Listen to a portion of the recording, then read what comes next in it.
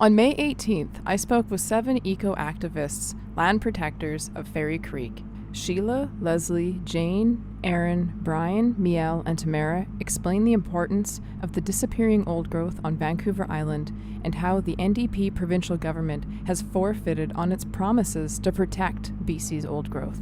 I have been so lucky to have this wonderful collection of land protectors join me today to discuss the entire Fairy Creek situation. And of course, out of the Fairy Creek situation, there's other areas of old growth that are affected. But I just want to thank all of you so much for joining me. I am currently located in the Lequanan and Songhees territories, and I'm grateful to be here conducting this interview with you today. So thank you so much for joining me. If you guys wouldn't mind doing your round, your circle, we'll begin with, I do believe, how do we have it? Sheila, begin with your introduction of you and your, connection to everything and your concerns. Yes, thank you very much. My name is Sheila McFarland. I'm a scientist by trade, and I've been involved in the Fairy Creek blockade initiative since September of last year. I'm currently a Facebook administrator, one of the administrators in the group. And I am I'd like to gratefully acknowledge today I'm on the unceded territories and ancestral territories of the Musqueam, Squamish, and Tsleil-Waututh First Nations. Thank you very much.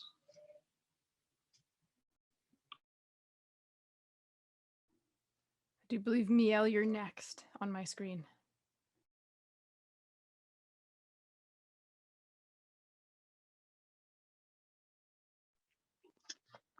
Hi there. I'm from Pal River. I've been following the blockade since they set up in August of 2020 pretty closely from social media and watching it build. This spring, I had a really strong feeling. I just needed to head up there amidst like the COVID restrictions and whatnot. So I took my family a few times in March, and we met Bill and camped by the side of a logging road the second time and brought my kids to the old growth. It's hard to really describe the feelings you get when you go there. It was just, when I got there, I was just happy. Like, you're just happy in these woods. And right now we've been holding here in Pell River quite a few protests outside our MLA's office, writing letters, calling the Premier's office, calling the Forest Lands Resources office, sharing information, donating to the GoFundMe. At this point, I'm pretty disgusted with the lack of acknowledgement. We're not alone, and there's hundreds of thousands of people that feel this way, and the fact that the government has just been meeting everyone with silence is pretty disheartening. I'm just feeling a lot of anger and a lot of grief for these forests right now. Thank you, Miel. All right, I do believe, Erin, you're up next. Hi, I'm Erin. I'm an artist. I live in Vancouver, which is unceded Musqueam, Squamish, and Tsleil-Waututh land. I went to the blockades with a couple friends. They lured me there with an art project, which was, we were going to be printing these large wood tree sections of 1,000-year-old trees. I'm a printmaker by trade, and so I was very excited about this, but I was also very excited about being at the blockade because I feel very, very strongly about a whole slew of activism, including very much environmental activism. Being at the blockades was an insanely beautiful experience. I meant to go for a couple days, and I ended up staying for 2 or 3 weeks. I met incredible people. When I was driving there, we drove through from Nanaimo. Actually, I was staying with my parents in Saanich, and I had to drive up to Nanaimo to get ink to do the right printmaking project, right? So I drove all the way up to Nanaimo and then drove across instead of going the short way because we needed this ink. And I drove up to the blockades, but as you're driving from Nanaimo towards Port Renfrew, the road, I just started crying horribly, because driving through it, I didn't imagine seeing how devastated that part of the island was. My conception of it always had just been, oh, there's forest, there's forest there, and I can go to it someday and see it, and it's going to be beautiful. And then all of that was just crushed, even just driving up to the blockades. By the time I got to the blockades, I was pretty much in tears, but I got there and I found so many beautiful friends and so many beautiful people, and this area that wasn't touched, which was unreal. So I'm gonna tear up now. I'm very bad at doing this.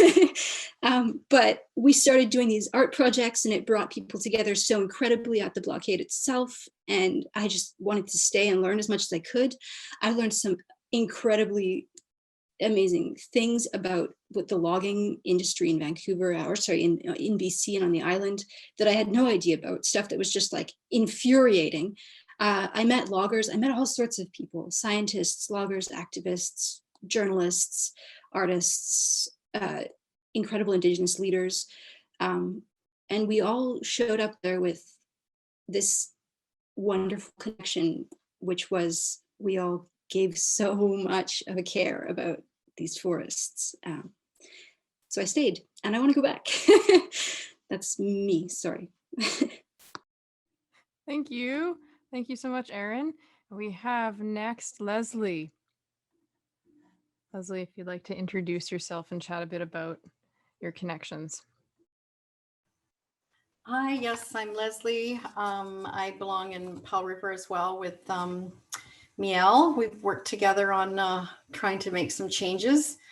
I belong to Tree Sisters. It's a global organization that plants trees around the world, and Malaspina Land Conservancy. But the one thing that really grabbed my heart was that I had written a book about fairies and about old growth forests. And then this happened over in Fairy Creek, and I was just so drawn to it. So I did go there, like Miel did, and there's no words really to explain the feeling when you are there.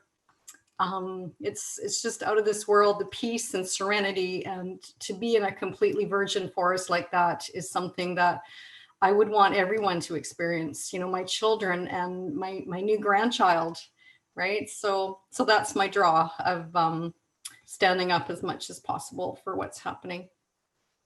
Thank you.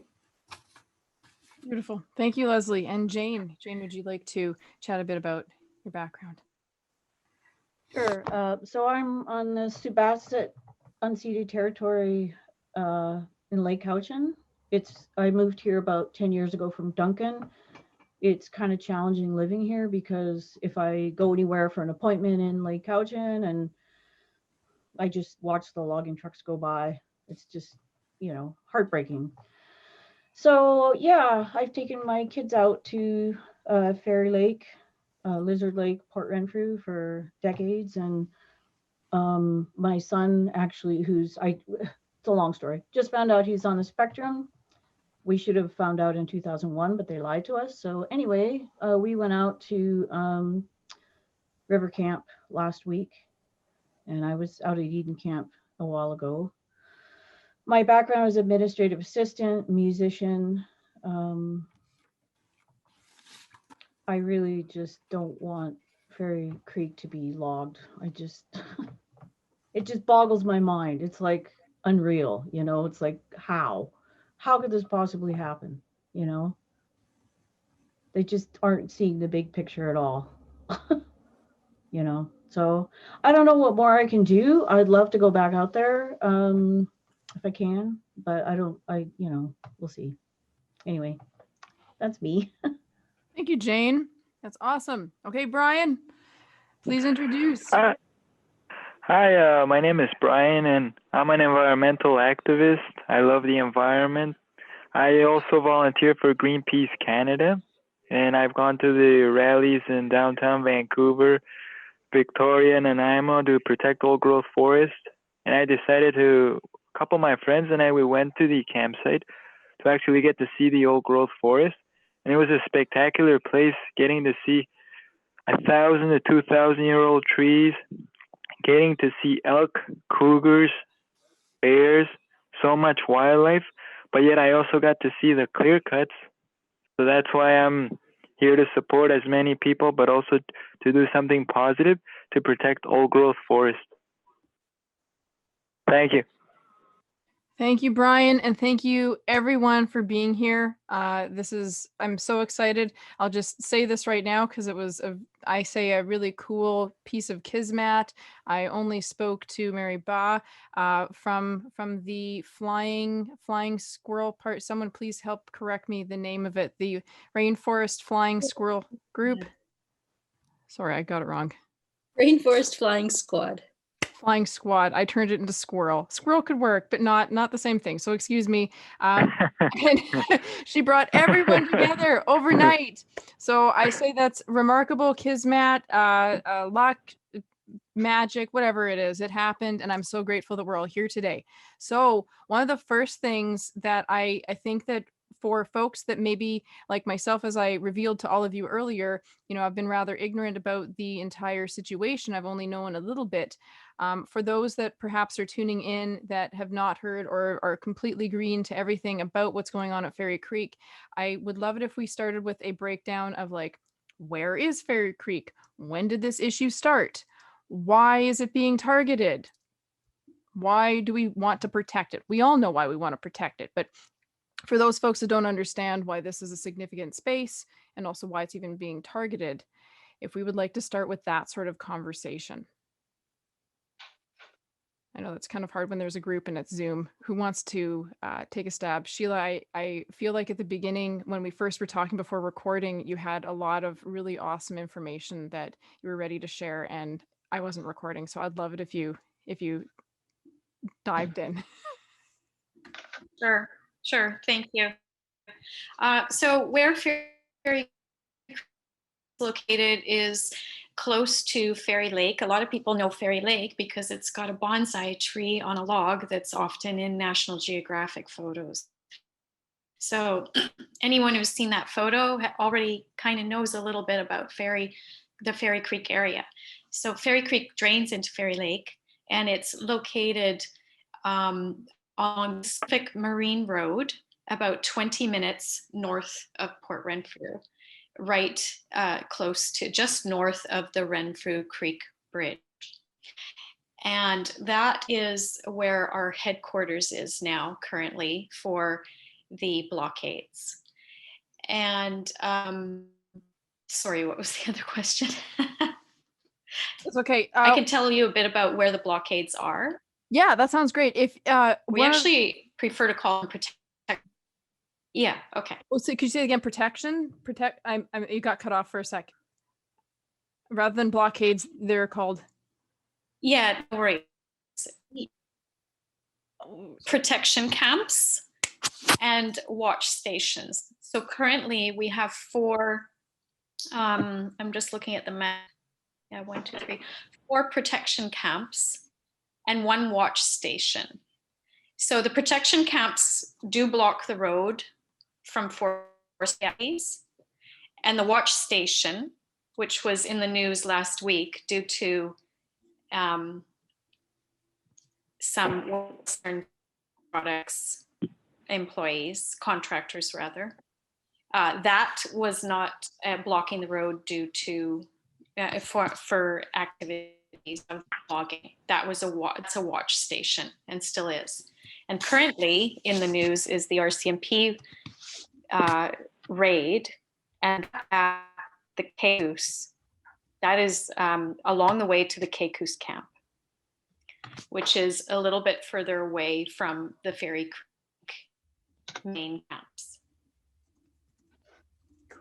So in fact, currently all Fairy Creek camps are still open, and people can go there, call out for people to attend in a multiple of roles, whether it's just being present for the day. We have some people who have gone up today, for instance, to be present, and or staying for however long. Beautiful. Thank you, Sheila. I just noticed we had another member join us. Very excited to see someone else joined us. Tamara, if you would like to, you're welcome to introduce yourself. Unfortunately, you weren't here earlier when we were all talking, but I would love to hear from you. And thank you for joining us and in the conversation. If Tamara is near her computer or their computer, maybe Tamara is not. Tamara. Okay, when Tamara comes back, perhaps Tamara will be able to chat, because I know Mary was also mentioning that she was going to aim to join us as well when she can. Oh, Tamara, yeah, that's it. Lesley, you're right. I'm going to send Tamara the request to ask to unmute. But Mary might also be joining us because right now she's at the courthouse. So she's busy working on stuff related to protecting the land. And when she's finished that, she'll be able to join us as well. Okay, I think Tamara's just having an audio thing. So when Tamara's ready, she can join us. Miel, I see you've had your mic off for a bit, so I'm going to be quiet because I think you wanted to add to what Sheila was talking about. Yeah, a lot of people, I guess, don't realize there's actually, when I left Powell River, it's a bit of a trek getting over there because it was a ferry ride. Everything's more difficult with a ferry. But really, from reality, from Courtenay, it was maybe 2 hours. So it's pretty easily accessible. But as someone also was stating, when we went, it's mind-blowing from Lake Cowichan to Port Renfrew. The clear cuts are insane. Like entire hillsides with nothing on them, right down to the creeks. And the soil is dry and there's just no life left. It was really, it was like worse than I could have imagined. Yeah, when they go down to hidden from view, right? Like you have to go off the back roads to see what they're doing between Lake Cowichan and Port Renfrew is just horrendous. One of the things I learned when I was at the blockade was that when they cut right up to the creeks, they're actually illegally violating the riparian zone laws. We're allowed to cut right into, I think, like 10, someone correct me, 10 meter, 10 feet, yeah. 20 feet, something of the sort. It's just straight up illegal because of all of the silt and the debris that flows downstream and destroys habitat far beyond the contiguous zones of Fairy Creek itself. When I was there as well, there's a fish hatchery near the blockades, and they were very, very interested in what we were doing and very supportive. They let us like get water at their station, fresh water at their stations, because they know that when we log upstream, the results of it destroys their capacity to hatch fish and continue their work as well. So it affects everyone in these rippling out ways. And the riparian zone is really important legislation that Teal Jones is definitely not. Like, we have clear evidence not following those laws. No, but we don't have independent eyes on our forests. Like basically industry, and me and Lesley ran into this. We started this group, part founders of this group, Pesticide Free Powell River, when we found out there's spraying herbicide in our forests last summer. And industry is being left to regulate itself. They fund the science. There's no accountability. And there's no independent eyes on the forest, so they just get to and I'll just add that everything. Sorry, what's that? Yeah, I would agree. Yeah, I was on a seminar yesterday with the Wilderness Committee. Torrance Costa was talking about multiple things, including how to get in touch with your MLA, which finding, as you said before, we're finding difficult because no one answers to anything. You maybe get a bot answering something back that they got it, but that's all you ever hear. And it's not just us. He said that basically the only time the government will respond to typically to the First Nations who have a problem with trying to do a salmon hatchery, or they have a problem like in the Namint right now, which has been going on for 3 years, that the big, beautiful, magnificent trees are being cut down. The government doesn't answer or reply back to them. They will only answer to a group that supports their mandate and has a problem with, say, activist protesters. Yeah, Yeah. exactly. This is It's very Lesley. one-sided, and they won't. Absolutely. I wanted to mention that in Paw River, we are also on the territory of Cla'aman, and they have written a letter of support to Fairy Creek, and also our Paw River Council has written a letter. Tofino just came on board. I mean, I think there's over 20 communities and councils, and yeah, so there's so much support at that level, the municipal level. Well, that's where we need the control, right? Is the municipal level, and with the nations to join together, not to be coerced into logging their lands to get funds for the nation. Like, that's the part that really bothers me. And also that it was a pre-election promise, right, to protect old growth, that they had this report that was paid for by the taxpayers. They went to 45 communities and interviewed people. They had emails, they had letters, and they compiled all this with scientific information to put an immediate moratorium on old growth logging. The NDP government, right, pre-election, post-election, they probably started a fire with it, right? Like, it hasn't come into being, and it's been the absolute opposite. We've had an increase of over 40% in approving old growth logging. So, those kind of lies and deceit and greenwashing from our government is just outrageous. Yeah, I asked my MLA, or our MLA, I've written him a letter a few weeks ago asking, because he wrote back a month or so ago that he's proud to be part of a government that's working towards protecting old growth. It sounded like it was out of a playbook. But I asked him, how can that be true when the CBC just came out saying in the last year, there's been a 43% increase in old growth logging licenses from the NDP. I don't know how you can tell me that you're committed to protecting old growth when you're increasing the licenses by up to 50% in the last year. And I haven't had a reply back. Like, it wasn't a rhetorical question. Yeah, I don't think yeah. Oh, I just wanted to add to the list, the growing list of very important support from the Indigenous community. Back in September, and also just a couple days ago, they reiterated support out of the UBCIC, which is the group. It's many old group of First Nations chiefs, and they are adamant that there should no longer be extractive old growth industry, I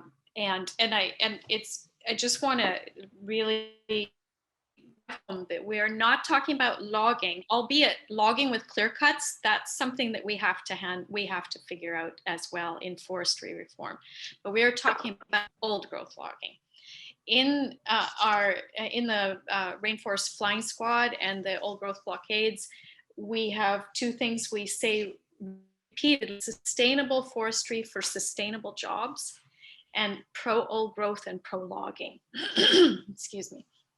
So the problem is right now is that a lot of the mills have been closed because we don't do a good job of processing second and third growth logs in BC. The mills had to be retooled to go from the wide girth logs to the narrower ones. And so therefore we are actually shipping raw logs every day to overseas. And Wilderness Committee came out with and multiple other groups saying equivalent of 3,650 jobs are lost that way. So while they say the government says they need to keep old growth logging, but then they're allowing the shipping off of second and third growth logs because the big companies don't want to retool. And secondly, the big companies are doing really well now. Western Forest Products just came out with their financials, and they are doing like record record profit. That I'm so glad you brought that up, because that does connect to one of the questions. I kind of blurted out a handful of questions at you guys at the beginning, and I apologize that, but that really helps in understanding why this is a target right now.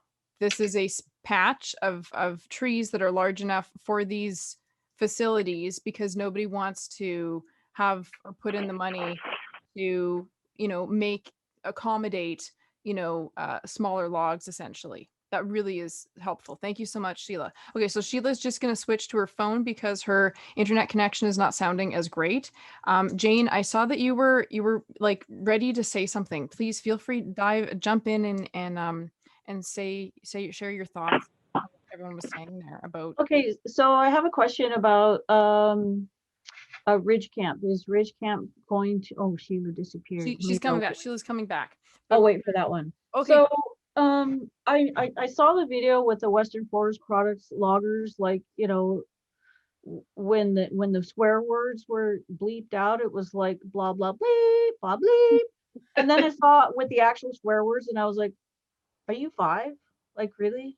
Anyway, I'm confused. So I thought that Teal Jones had the whole map of the injunction area, and then it was these Western Forest Products dudes that were out there yelling, and swearing like 5-year-olds. So are they like subcontracted from Teal Jones? Does anyone know? I can answer that, or maybe Miel, if you know more. But No, you probably would be the better one to answer that. so everyone that I ever ran into that was a logger out on the forest blocks they were all subcontractors. Teal Jones doesn't send out their own people; they send out subcontractors. So you'll meet people on the roads that are small business people from around the island, and they're being contracted and they're being sent out, and it's not necessarily Teal Jones specific workers. Well, it's just interesting because when they were yelling and swearing, they said, you can do that to Teal, but you can't do it to us. And I was like, well, aren't you hired by Teal? It was just kind of, I just wasn't sure. Yeah, I mean, And also a lot of those loggers were saying racial slurs against the indigenous people. Yeah. Yes. Yeah. You'll have to tell me what video this is, because unfortunately I did not see it, but it sounds admittedly predictable, although disappointing. You never saw it? Oh, I guess I'm so a part of this world. Sometimes I just feel like everyone's got to know what's going on, right? Especially something that that violent. It was really like they're watching it in my grade 1. My son, who's in grade 1, his teacher played it for them in class. That's good. Right on. That's even though it's like beep, beep, but they're talking about it partially because I brought my children up to the blockade, and when we came back, they started discussing it in class, and now it's like a regular weekly topic in my daughter and class.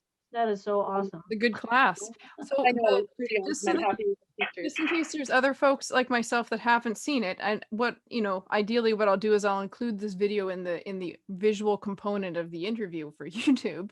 But just so I know what's going on, there's Teal Jones guys swearing about protesters, or what's the interaction in this video that is going on here? Oh, go ahead, Jane. It was a group of Western Forest Products loggers, and I think Sheila said it was at watch sites. And it was actually contractors to Western Forest Products. Sorry, it's Island Forestry. What I can do is I'm going to talk through the phone, but I'll also go on to the chat so that I can put up a couple of links for you guys. Yeah, that's great. Thank you so much. I'll be sure to also share them as well. That's really helpful. Like I said, I'm not surprised, as maybe as cruel as that sounds, but I'm not surprised that there's that sort of behavior coming from those particular sorts of people. But it is always jarring when it happens, because it seems reasonable to protect what little bit of environment we have left, and preserve it. But and I feel for them. I do understand that it's their job and they're trying to feed their families, and it's like, hey man, we're not saying don't log. We're saying, please don't log the old growth. We're saying those skills and, go get the second growth that's, under the Teal Jones, from my understanding, part of their contract is to log the second growth, not just to take all the old growth. So, yeah, I'll just say a couple of things at Sheila here. So that was at the Walbrand Watch Station, which is an intersection. It's where logging is currently going on. This one's not related to Teal Jones. It's Western Forest Products with Island Forestry contracting to them. Western Forest Products is the mill owner. Island Forestry hires the loggers. So these were loggers who were actually on their way to work that day, as they have been. They are not blocked from working. And they took the time, there was several vehicles, they stopped, they came off the road to the watch station and started that assault, basically verbal assault that led to a physical assault. And so they, I guess, yeah, I don't know. They said stuff about feeding their families, but they were feeding their families until that day, because the next day, Western Forest Products stopped operations pending investigation within their own company of what happened, together with the First Nations in charge of that area. Oh, that's good. Their behavior was in some capacity. There was some kind of consequence. Yeah. You know, there was some consequence. They were actually working up until the time that they did that. Okay, good. So that's something that a lot of people don't know. Good. That's good to know. Thank you for sharing that, Sheila, and making that clear. Because I think there is an ongoing weird, it's not weird, but it's like this debate that we all are kind of aware of, like, you guys are just tree huggers that don't understand us people. You know, this thing that they say, right? And I also want to say that we have had a lot of great conversations with multiple people from the forestry industry. And in fact, in our group, we also have people who have, had to early retire from it due to injury, who are very supportive of not logging old growth. And in fact, the people that wrote the recommendations report for the government, commissioned by the government, are foresters who, I mean, I don't know what they did back in the day, but they certainly don't want to log old growth. That's great. Yeah, and I think we have to remember that it's John Horgan and the NDP government that have created this hornet's nest. This never would be this way if they hadn't have followed through on the promises that they were going to protect old growth, right? And like this year alone, BC Timber Sales plans to auction off over 1,100 hectares of old growth on Vancouver Island. Woo! That's more than half the landmass of the city of Victoria. Wow. Right. So we're talking about the last of the last here. We're not talking about Vancouver Island is covered with old growth trees and we want to save it all. And so I think, you know, on the ground, there's going to be these disruptions, and, you know, John Horgan's going to sit there with his little orange cup of coffee and go, wow, go at it, guys. You know, like, I am so disgusted. I can't tell you. I swing between crying and angry. Me too. One of the things about John Horgan, though, I think he worked at a pulp mill a long time ago, though. So he's slightly related to the logging industry.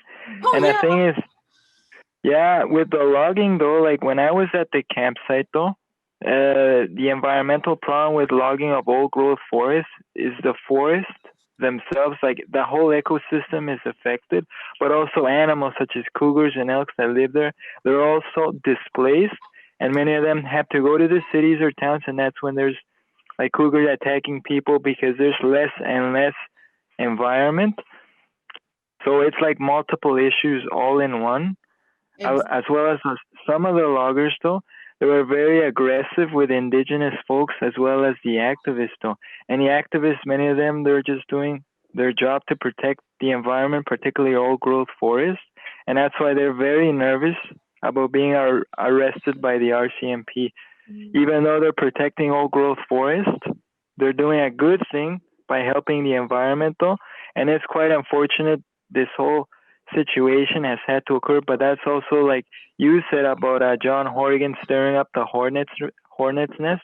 Yeah, this whole scenario happened due to that. Yes, absolutely. And did you know that he was the keynote speaker at the forestry convention? Oh, wow. Really? The Katrina Wow. Ministry of Forests, she introduced him. Yeah. So there they were. Oh my gosh. So I have questions for Sheila. Sorry, I just wanted to grab this. So is Ridge Camp going to open back up? Yeah, Ridge Camp it had to get the snow melted, and that actually just happened about 4 days ago, so that you can get up there. We still ask that people stop at headquarters first, just to get the latest information, and they have that information about the accessibility of Ridge Camp, because I mean there could be some logs that, I mean, it's kind of like they were blasting in there, right? So we always when we stopped them from going in there, they were actually blasting new roads right up to the ridge into Fairy Creek. They got right up to the ridge, so we always have to ensure that everything's still good in there for people to go in. So, but yeah, technically it is available. Okay. Yeah, that's the first place I went last August. It's amazing, huh? Yeah. Well, we never found it. We even ran into some of the forest protectors, but I don't know. We found the log. Oh, well, I'll send you. Now I know. I'll send you the. I can make sure. Okay. Well, maybe you're not the only one. I must admit I was with a convoy, so but it was kind of hard to know where to go. I can map it out and put it up on the Facebook. Now I know that. I'll take that as an action item. Awesome. Don't want anyone to get lost. I have a couple of other questions too.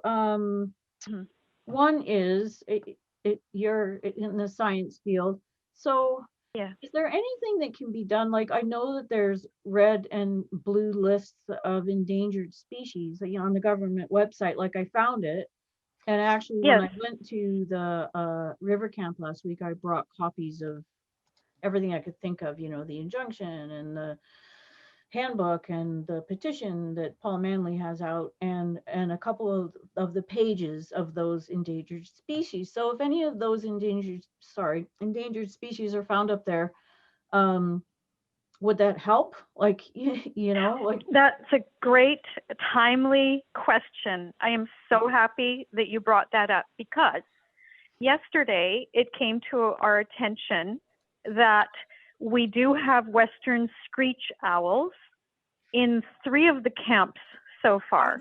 I saw that. Yeah. Yes. And they are on, as I'm sure you've probably seen, they are on about page 17. And so they're in part 17, and they are threatened, and they're under federal jurisdiction, that emergency order would be. So we're currently looking at that. And we are in a letter writing campaign. So we're putting that up on the Facebook, and I don't know if it's gone on Instagram yet, but just to write your MLA and now MP, in fact, because this is federal, about the threatened species of the Western screech owl. And that was determined by a retired professor from UBC. She now lives in Courtenay, and she is a birder expert, and she has the audio recordings and the video and pictures, and she is today working with some people in government. I'm gonna just fly in here. How many things like that do you guys need, essentially, or does Fairy Creek need in order to be able to really fight against this? Well, obviously there's a lot that we can fight against, but legally, these formal things that can actually, is the screech owl something that's enough that could perhaps totally stop this? Well, that's what we're looking into. There's another good portion, and Miel, you might know, for the marbled murrelet. I'm not familiar with how much of Fairy Creek is protected due to that, and that is one bird species. So we see, like, currently about 75% of Fairy Creek is is protected due to that and some other designations. So we're looking at the upper 25%. So hopefully we could get some emergency order and then some legislation. The question Sorry, the one thing I did hear, there is a lot of protection within the Fairy Creek watershed, except for that like 25%, but a large portion of it is designated as an old growth management area. And what I've heard, these OGMAs, as what they're called, is they're kind of a temporary protection, whereas sometimes they can go and trade these protected areas for other areas in BC that maybe aren't at the same level of, you know, biodiversity. So technically they're protected, but they're not really a secure protection because they can be traded later on if they feel like that timber probably is worth. Right, and they're really less old growth, so you can't really trade it around like that. But then but the part with the marbled murrelet, it should be permanent, I think. Yeah, so we could get potentially a permanent designation due to the screech owl, but we're unsure at this point. Literally, this has just happened in the last couple of days. Wow, that's awesome. That's great news. What about climate pollution? I mean, we hear about Clean BC, and we have BC's, it's gone up 27%, right? Like the average is gone up 21%, but we are really losing as part of carbon capture. It's gone up 27%, right? And those trees are gigantic carbon sinks and loss of biological diversity, when less than 2.5% is our GDP, right? So just alone in climate capture, that should be saved, you know? Yeah, oh, go ahead. You go ahead. Oh no, you could go ahead. It just was a great, thank you so much. It was just a great segue into the emerging carbon markets that are going to come in the next 10 to 20 years, if not even sooner, if you're looking at the US, for instance. And in the same way as gold bars, like bars of gold physically are needed to back and prove the monetary market, basically, in order to have carbon credits, and all the industries throughout North America and elsewhere need it, you must have a source of carbon that's fixed and permanent to back that, the same way as gold bars back the monetary markets. So in the US, in Washington State and in Maine, for instance, there are First Nations groups who are already using their big old growth forests, trees, and their ecosystems to back the carbon markets. And one of the websites that goes into that is tribalcarbon.com. So that's something that really says, if you're looking at it from simply a financial point of view, these are worth more standing in the long term. Absolutely. I will send out this clip to you, Pascal, because it does show like the UK and Germany, you know, how are all under target, and we are over target by 27%. We've gone up since 1990, 27%. We have not gone down. You know, we dipped a little bit maybe in 2010, and we are the highest. We're higher than the US of A, Japan, Italy, Germany, Canada. We're higher than the whole of Canada. Wow. Wow. Is that because they don't, like I've seen these recent things that they don't actually include the carbon footprint of the forestry sector in the overall big picture? They kind of just admit it. That is, yeah, and a big issue when they harvest all the old growth, they have to take it into these trucks, and all the trucks are diesel run, so that's incredibly pollutant for the people living in towns and cities. So yeah, that's even more pollution, especially on Vancouver Island. If I can, I really wanted to add something that's kind of wonderful in spite of all of the frustration around climate. So we were talking about how Indigenous folks are beginning to use the land that they manage as carbon sinks or for future preservation. There was just a paper published at SFU very recently. I've just posted it in the chat, which talks about things we should already know. We all already know this, but indigenous food system forests, which were planted so long ago. Folks studied these and recently found that they are better carbon sinks, more biodiverse, more productive, and just fabulous environments than even normal forest areas. So we're finding that with indigenous leadership and with indigenous knowledge keepers and planting practices and methods of stewardship, we actually have an excellent opportunity to act in ways that are hugely valuable and sustainable, rather than continue to be super destructive and sustainable beyond just like, oh, well, we'll have more trees to cut down later. Sustainable in ways that actually mean something to social like ills. We can continue doing way better than we are. We can be a net positive on the environment.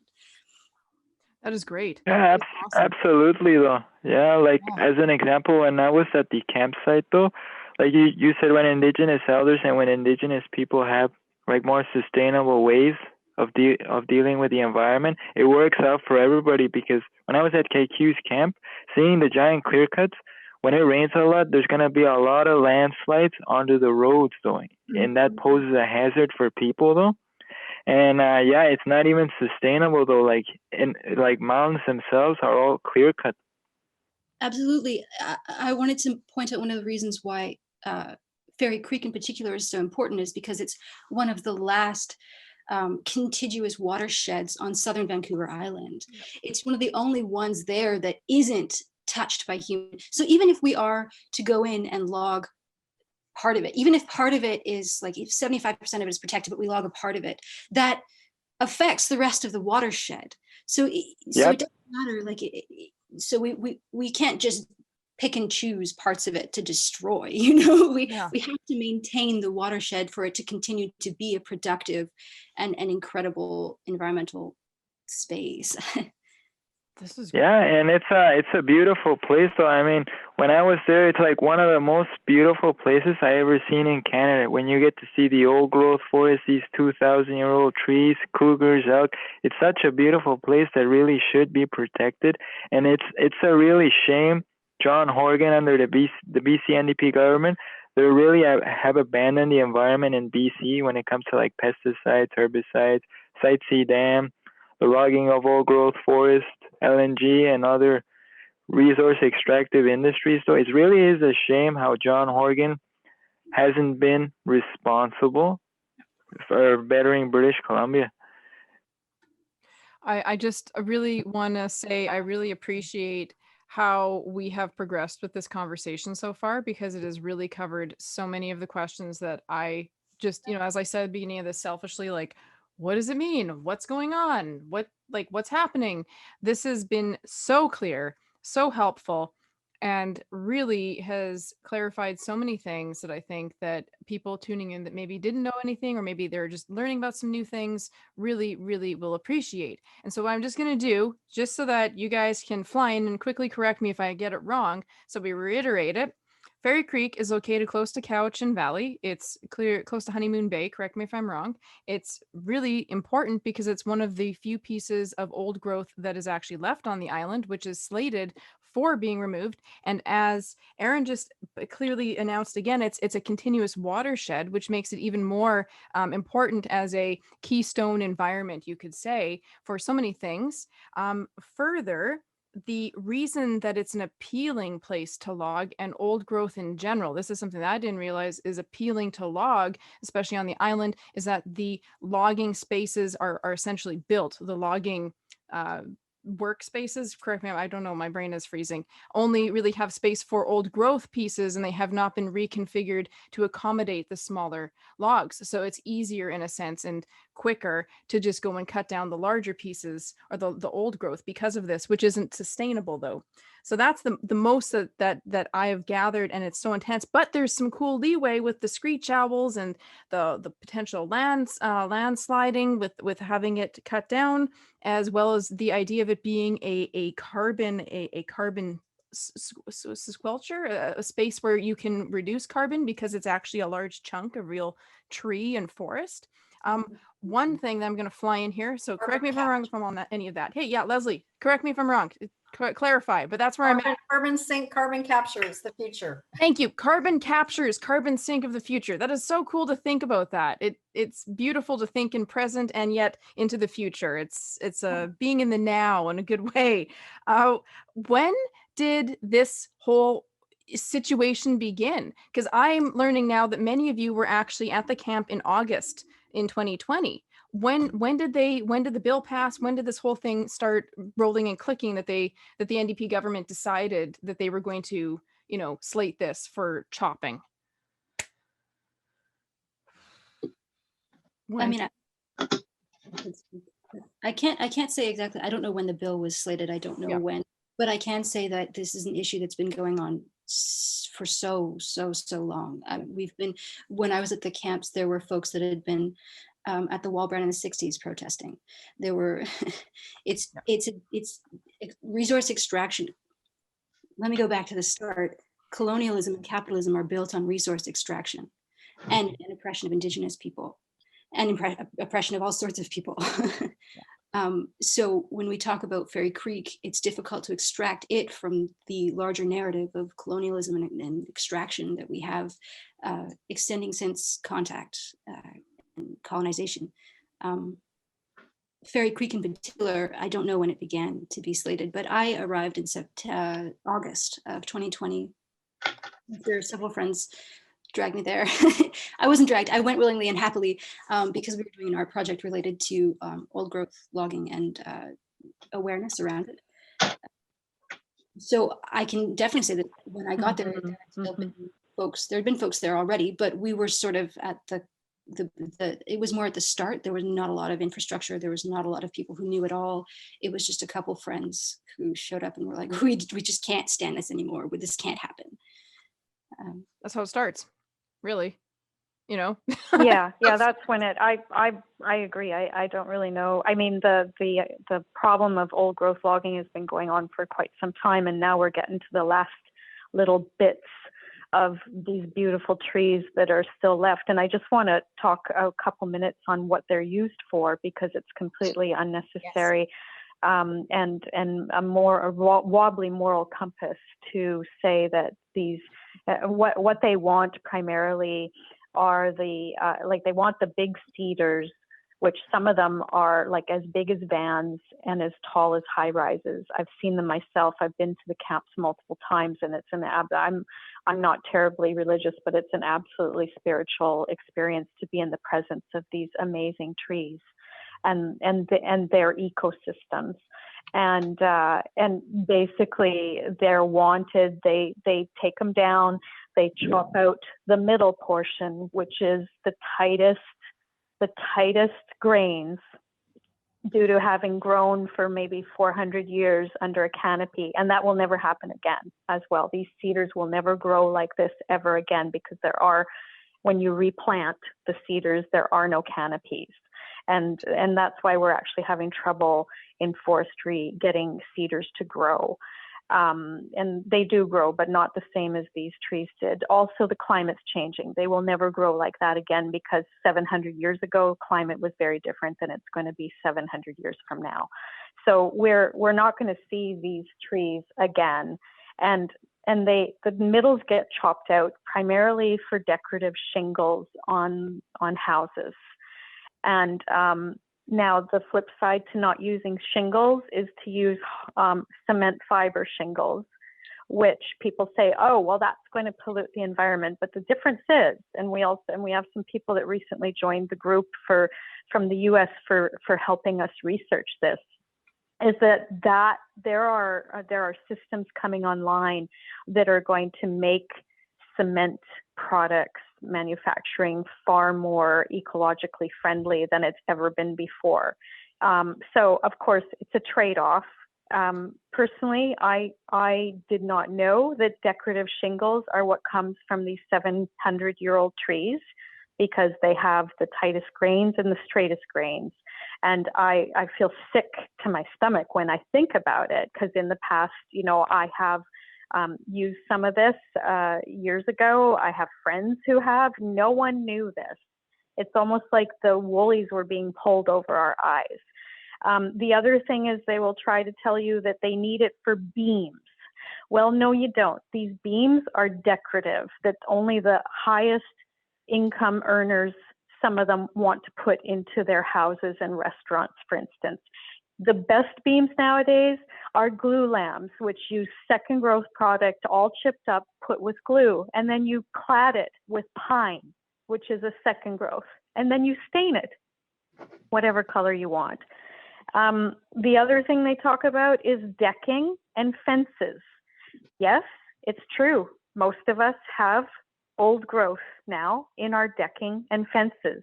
But that's the one thing that we can get out of second growth cedar at the 40-year mark, approximately, growing in the tree plantations, which is what these clear cuts become. They don't become ecosystems, they become tree plantations.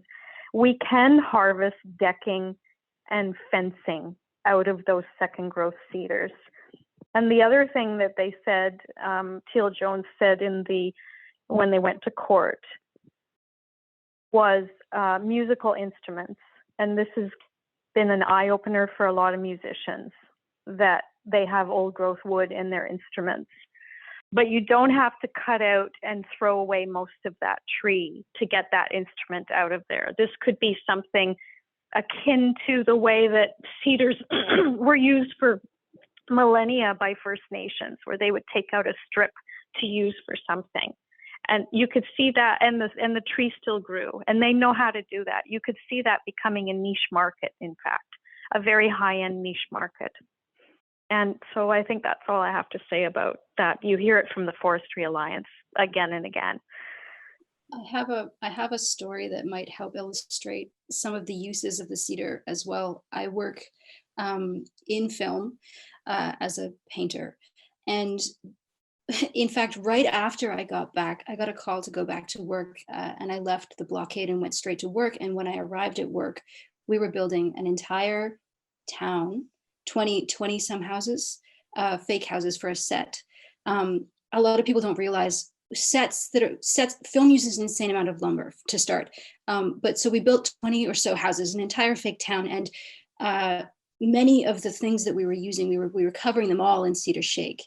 And so 20 or so houses, 20 or so roofs, the siding, all of it Teal Jones old growth cedar, which I was horrified to find myself using and painting, because after about a week to a month maybe of shooting in film, all of that goes directly to the landfill. So we're essentially taking old growth trees, selling them to production companies who for a few weeks film something with them, and then it's like a pit stop on the way to the landfill. I don't want to it hurt me a lot to be at work for that time. I was really struggling with going straight from a blockade to this incredibly destructive, it was wow.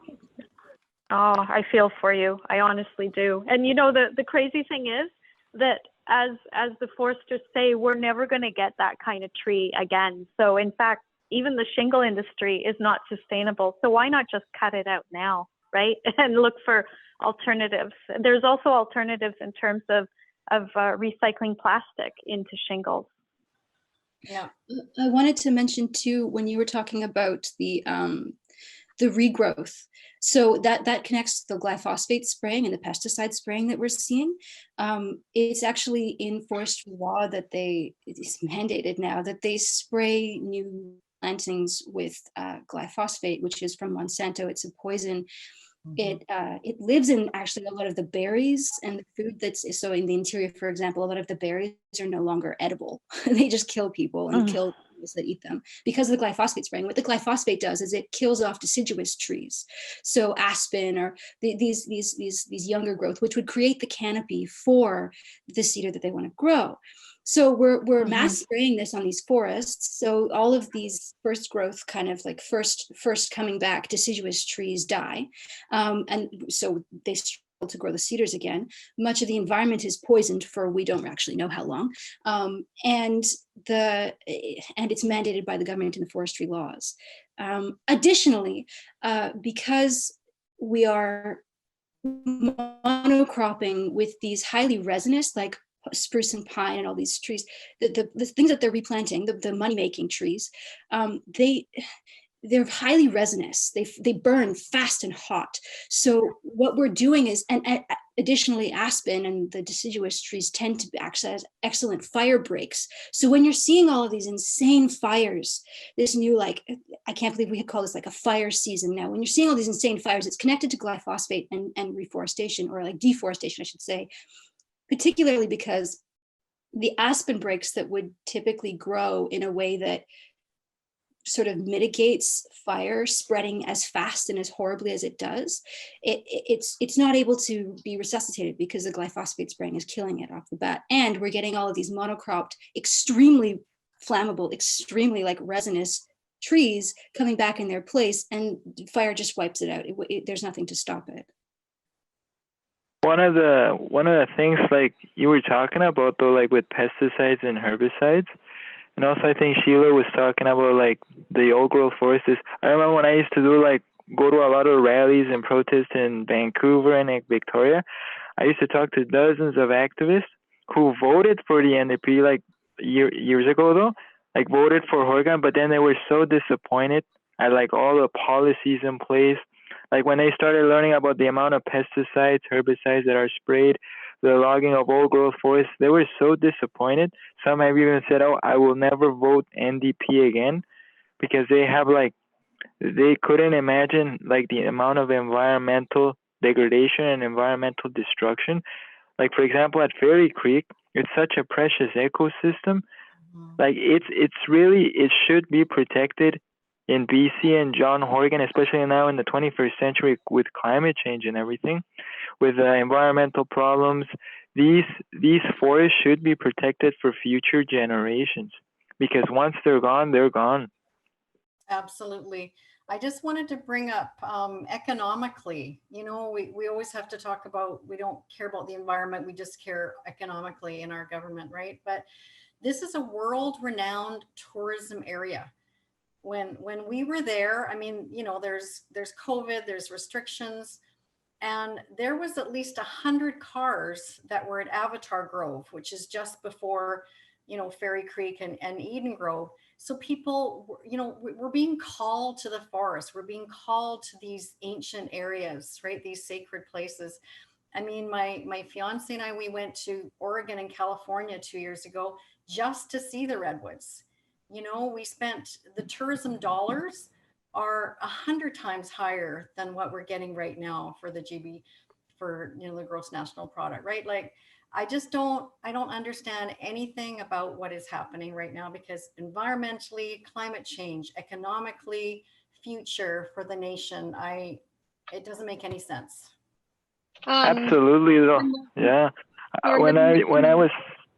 When I was talking to like Greenpeace activists and activists volunteering for Extinction Rebellion, they were all like wondering, why is government so focused on money though? Like these companies are just plundering the environmental, and they're like doing it, and they're using the RCMP. Like one of the things that I was surprised and shocked as a climate activist is the amount of surveillance that's used on activists though. Because a lot of the people I know, they're constantly photographed, they're constantly watched though. And that's scary because of, you know, Canada is a democracy. But when you go out in the field as an activist, you get to see, wait, there's a lot of human rights abuses combined with like animal rights, combined with environmental issues. They're all intertwined though. And that's scary, like as a democracy, how the RCMP and how like the police, they're just cracking down on activists in a very bad way. On that note, I saw an article that suggested there had been 5 arrests for contempt of court and fines up to $20,000. I'm just wondering, did that happen, and where was it, and what's happening, and does anyone know? Do you mean around at the I don't protest? know. I heard there was some arrests possibly happening. One arrest today, that was this morning, and I heard maybe more to come. Oh, this was like last week or the week before that there had been 5 arrests. Oh, really? I didn't hear about that. Okay, yeah. I no, we haven't had any arrests before today, but I think what you may be thinking of is there was a notice that went out that Teal Jones is attempting to get damages from 5 of our organizers. Oh, okay. That might have been it. I haven't heard of contempt of court. I think we're doing pretty good in terms of our reputation in court so far, but I could be wrong, but I hadn't heard that. But I do know that and that's just in the works, and that's with the lawyers. Okay. And the judge has not agreed to that, and there's currently an appeal in process as well. Yeah, I heard about that. Yay. So I just have a comment. I know that there's a ride share. I haven't looked at it lately because I'm not in a position to go right now, but all the times I looked at it, there was 2 drivers. So I'm not able to drive. And I've posted on the Facebook pages and Extinction Rebellion and blah, blah, blah, trying to find a ride, and I have never been successful. And I know there's probably lots of other people out there who would like to go, but don't have a vehicle or whatever. So I'm just wondering what we can do to, get it out there that, if anyone's going and they have room, Yeah, that's a good point. We've heard, oh, sorry, go ahead. I believe I saw on the Fairy Creek Facebook story, they were sharing people looking for rides and to personal message the blockade page. Yeah, I've done that. Yeah, yeah, we have, what we need to, thing. Yeah, it's come up a few times, especially this week. So there's been a few people who were effectively unable to come from Victoria, et cetera, et cetera. So we're looking at formalizing that. Awesome. Thank you so much. Because Thanks.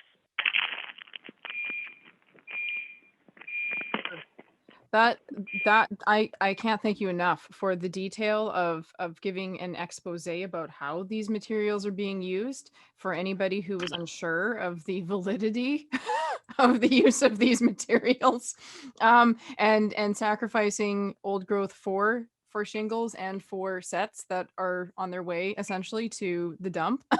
I think that is so enlightening. I didn't know that. I'm just gonna flat out come here. I didn't know that. I know that, wood is expensive these days and there's reasons for it, but I had no idea what the actual specific uses are argued for when cutting down old growth. So that is so intense. I think that this is great. When you guys start bringing up the arrests and what's going on, I was hoping we could maybe talk a bit about what is the basis, if anybody knows, for people getting arrested right now in the watch spaces and the protection sites. What are the grounds that this can be done on, and what, I guess what I'm looking for and what I'm fishing for is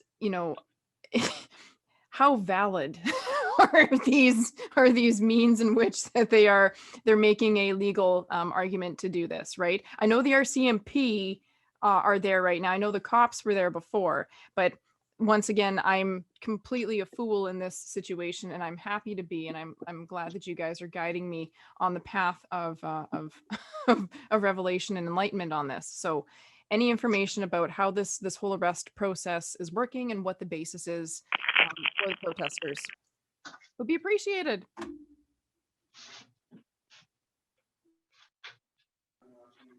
Nobody knows. Does anyone know?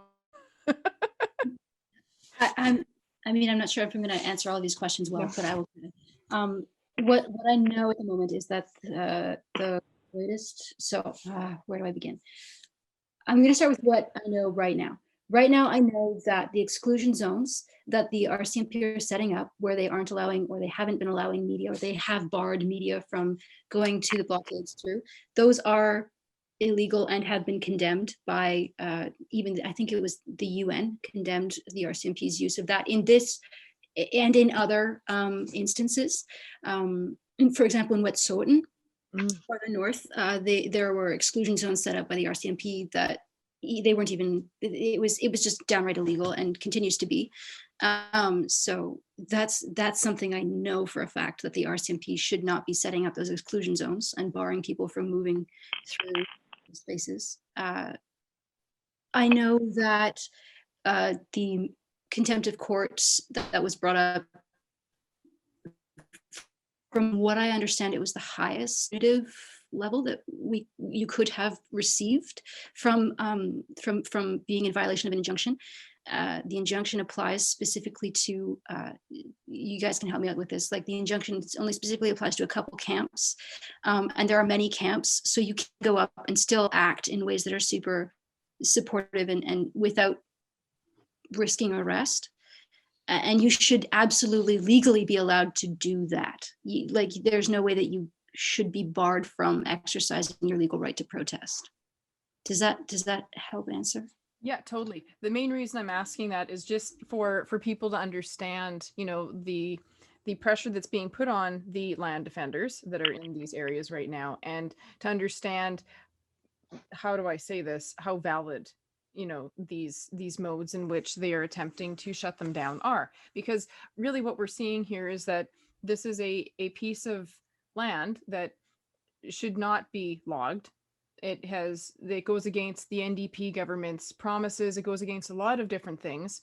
So it's always interesting to see what is this fallacy of an argument for an arrest that is being used to try and shut this down. Like how much of the digging and scraping at the bottom of the barrel is going on to make that happen. So if nobody knows exactly the details, that's no problem. But I think that there was a great thing. If you don't mind me reading it out loud, Sheila, I don't know if you're having any audio stuff going on, but I'd be happy to read what you put in the chat because it looks great. Sure. Yeah. Oh, unless go ahead. Okay. I can read it out, or you can say it. We're Oh, you go ahead. You go ahead. Okay, all right. A bit of info speaking further to the need for funding as set out in the Old Growth Recommendation Report. My own words, feel free to use. The BC government must provide conservation financing and help develop economic alternatives for First Nations and rural communities to ensure that old growth is protected forever and that no community is left behind. Service industries, internet-based industries, sustainable wood harvesting for musical instruments, tourist-based industries, specialty products manufacturing informed by First Nations knowledge, as well as second growth logging and milling are among the options. And a great post by one of the Indigenous leaders, Aya Kalapis. Yeah, so, that's coming. That's wonderful. That is wonderful. Oh, that's coming. Okay. That actually, this just reading that reminded me, because I remember when we were speaking earlier, Erin, you were mentioning how one of the concerns that you had initially was like how much consultation is taking place with the Indigenous communities regarding this, because there was a great deal of settler involvement. And over time, it sounds like there has been a mutual thing going on. Would you guys like to speak to that and the sort of equality in processing, because I've heard different elders' names mentioned, and everyone's been very respectful of, you know, land and Indigenous rights to it. But I don't want to speak for anybody and not know what I'm talking about. I mean, I would defer. I think Miel. Yeah, I would defer Indigenous folks on it. There's lots that I can say. Is there anyone here that wants to speak on that? Sorry, can you repeat? You go ahead, and then I can add. Okay, the main question, Miel, was regarding what Erin and I were chatting about. We had the privilege of chatting a little bit earlier before everyone came in, and it was about, you know, the balance of there being both settler involvement as well as Indigenous involvement in the whole Fairy Creek protection procedure that's taking place. Mm-hmm. And, you know, like, has that evolved in a positive manner? Is there respect being given on both sides? Is there a mutual, meeting point and a working together taking place at Fairy Creek in that regard? I haven't been up there since March, so it appears to be so, but I myself haven't been, I'm not actively participating in the blockades and there, but like I do come, like my husband's First Nations, Tla'amin Nation, my children, most of my family and friends here in the Tla'amin territory. But I can understand where where there could be some division. I believe a lot of these First Nations are in the midst of settling treaties, and they have been, or they're looking towards self-governance, independence, and they kind of been put through like between a rock and a hard place with some of these lands are so remote. All they have is, timber. And like I know personally here in Tla'amin, like the logging industry here supports the entire community. Like everything depends on logging. And we don't have old growth around here anymore, but logging pays for everything in this community at this point in time. And that's where the province was supposed to come in with more economic funding and supports, and they haven't. So it's hard to see. It's like First Nations have now been given their chance at like a kick at the can, but look at the situation we're in with the climate. And there's so little left, and now everything's kind of being put on their shoulders, and I can understand the frustration and, everything, so much is being taken from them. And now it's their chance to, be a treaty nation and sustain their communities economically. And it's, I don't know, I see both sides of the story. And I think it all just often leads back to the government's inability to provide that financing. And, they get these revenue sharing agreements. If you've ever read through one of those, it's Niddah.Nadda, I guess, signed one of those in 2017. And it's basically like a gag order saying we'll give you a piece of the pie, but you are legally not allowed to stand in the way or oppose any of our logging in your territory. Shitty deals, in my opinion. I would never sign one of those. No, but then when you're put in a community where there's not many other options because of circumstance, let's be honest, we can say it back to colonialism, essentially, what do you do? Right? Yeah. So I see what you're getting at. Sheila mentioned, go. Sorry. Erin, please. Fine. Say about my experience going up. Again, I was there August, September of 2020 at the beginning. And at the time, now the movement is much more Indigenous led, if not completely Indigenous led, which is a big change from when I was there.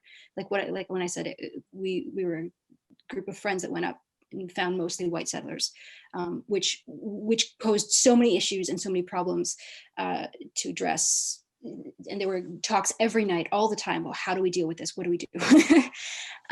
But what I would say, I guess, is that what we have in every scenario, in every environmentalist movement, in every activism group now, we are all operating under a system of colonialism and white supremacy in every instance.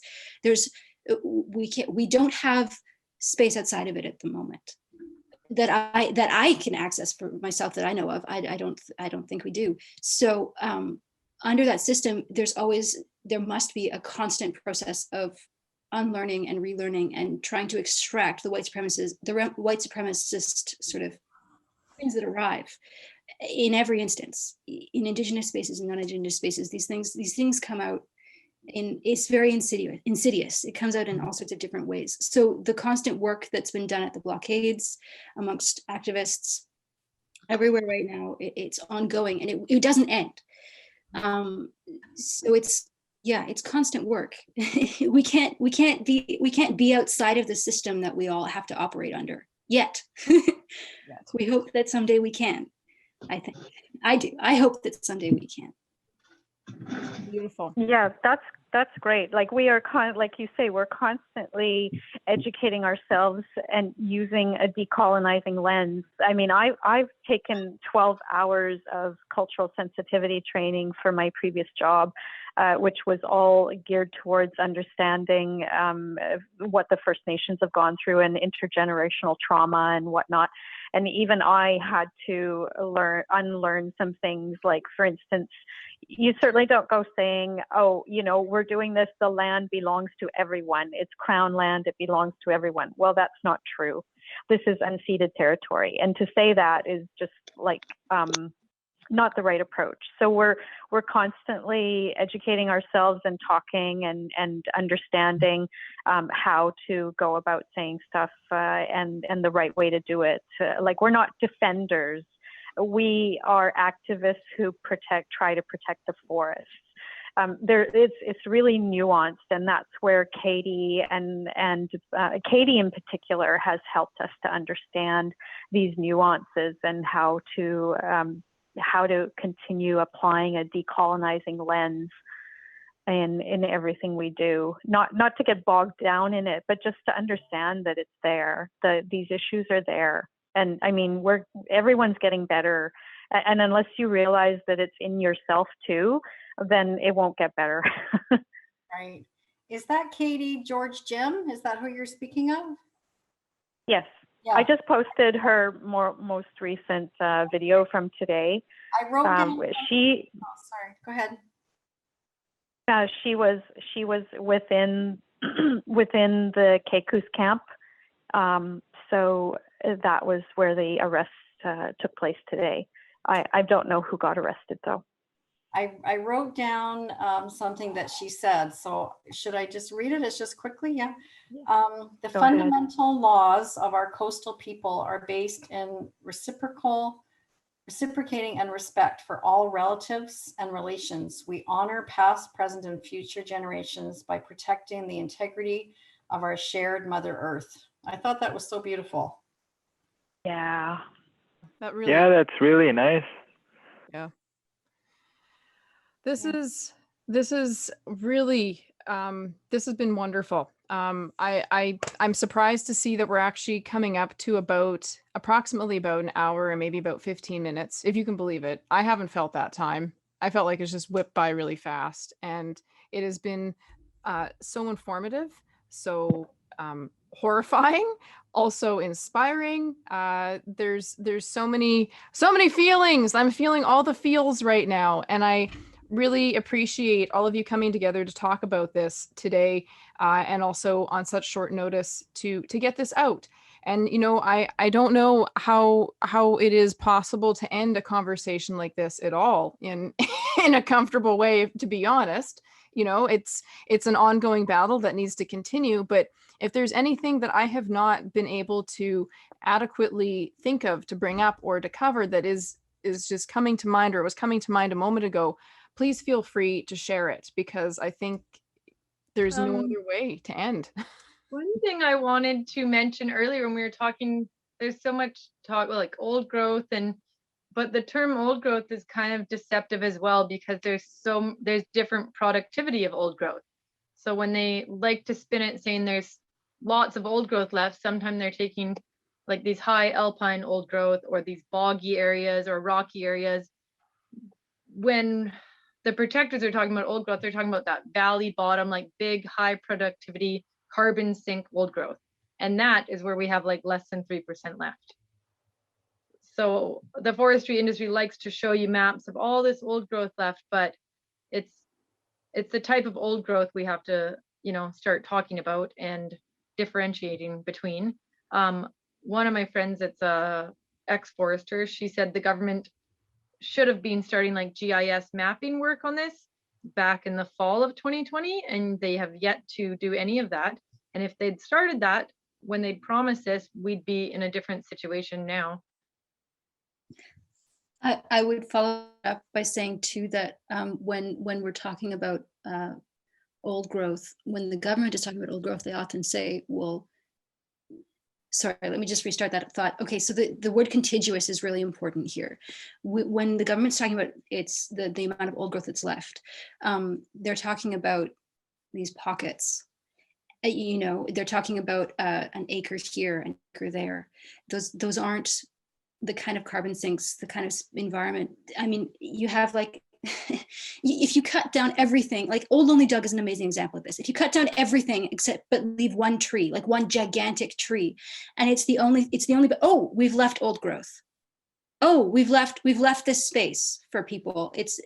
And then that's what they're counting as old growth. It's not contiguous. It's not environmentally sound. It's not an ecosystem. They're leaving sections, small bits that they can't maybe legally cut, or it's just difficult or whatever. I don't know, but it's not contiguous. You can't just parcel off these tiny places and say that we've left old growth, because it's a fragmented landscape. Pardon? It's a fragmented landscape. Yes, exactly. That's a beautiful way of putting it. Yeah. So even if we're talking about, oh, there's still this much old growth left, that's not contiguous old growth. There's pockets of it left, and it's not enough. Yeah, and one of the things with old growth forest, though, is I think there should also be a change in the educational system. As an example, when I was in high school, they never taught us anything about forestry. They never talked to us about anything about the environment, though. A lot of these things are left behind. So I think there should also be a positive change in the educational system, so kids, teenagers can learn more about the environment, more about the 21st century issues that are currently going on, though. So I think the educational system needs a lot of improvement as well. And that's why a lot of average Canadians don't know exactly what's going on in Fairy Creek. Because I talked to it with some of my friends, and they say, where is that, though? Like, some people just don't know where it is and don't know what's going on, though. So I think it's important to raise awareness about what's going on, and also send letters to MLAs. All forms of activism helps. And just keep on fighting the good fight. Yeah. Good for you. Yeah. I just wanted to add that, I just turned 60 years of age, and I have never been in a virgin, untouched area. And, I live in a forested area, but that area, it's hard to explain, and it's hard to help people understand, but it's pure magic in there. Like, it's a world amongst itself. And it's a travesty to think that would be taken to make, a few things here and there, and make industry wealthy, and then make loggers have some short-term jobs. But I can't even think about it, actually. It's just absolutely, though. Yeah, Fairy Creek is like a beautiful place, though. Like, when I was there, I went through a mix of emotions, though. It was such a magical place, though. And the people, everybody helped each other out, though. The people are the most compassionate. Everybody was like, it felt like a community, though. And I met so many people, though. And it was a really positive experience, though. And I actually felt sad, because a lot of the people, they are like fighting for like the environment. They're actually doing good to protect the environment, and the government, the BC NDP government, is basically cracking down on them. And I felt that's really sad, though, actually. Aw, I wish I could give you a hug. Same thing. I gotta run and grab my kids from school, but this has been really fun.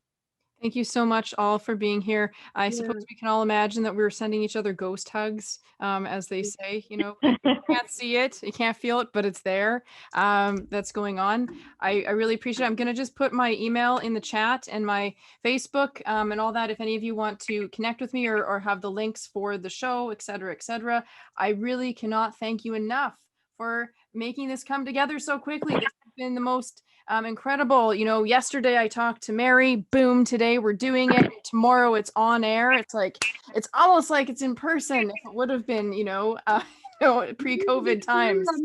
It's so easy to access. Make sure to head up there and grab your friends. It was like, it's indescribable, the experience. These places are so sacred, and I want to go back so badly. Me too. Need a ride. Same thing. Well, thank you so much. I'm